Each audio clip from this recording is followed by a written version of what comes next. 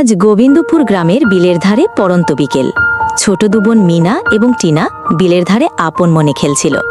মিনা সাহসী আর চটপটে এবং টিনা লাজুক কিন্তু কৌতূহলী।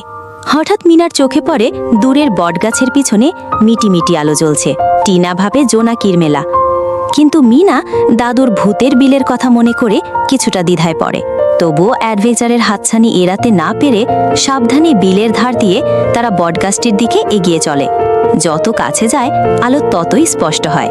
টিনার ভয় কিছুটা বাড়ে, কিন্তু মিনার সাহস তাকে টেনে নিয়ে যায়। বটগাছের কাছে পৌঁছে তারা দেখে আলোটা আসলে এক পুরনো কুঠির ঘর থেকে আসছে।